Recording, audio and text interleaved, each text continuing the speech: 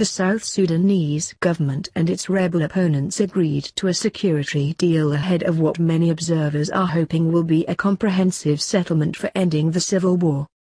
The accord calls for the national military and a coalition of rebels to withdraw from all cities and civilian areas such as schools and refugee camps in the run-up to the country entering into a 3-year-long political transition that will be promulgated through a forthcoming peace agreement.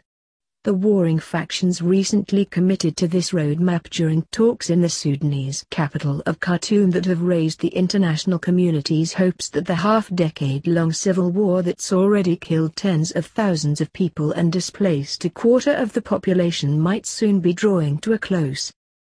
The South Sudanese conflict was sparked by former Vice President Riek Machar taking up arms against President Salva Kiir back in 2013. Just 2 years after independence, but quickly descended into an ethno-tribal bloodbath that observers warned could lead to genocide. Apart from the humanitarian reasons for wanting to end this war, some countries such as Sudan are interested in getting the landlocked country's oil flowing once more, which also explains the key role that President Omar al-Bashir has played in mediating the latest agreements.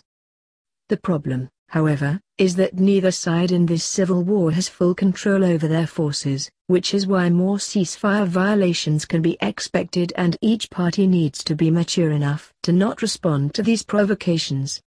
This state of affairs also explains why a prior security agreement calls for troops from the Regional Intergovernmental Authority on Development to enforce the peace, which will essentially formalize South Sudan's division into 2 spheres of influence between Sudan and Uganda and therefore lead to the institutionalized balkanization of the country with time.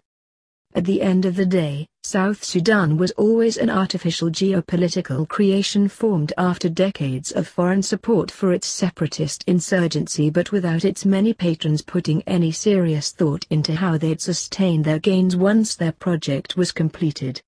The tragic result is that the world's youngest nation is now at the bottom of almost all development indexes and has become the perfect example of a modern-day failed state, one which exists only in name but in reality is about to become an informal extension of its 2 most militarily involved neighbors by proxy.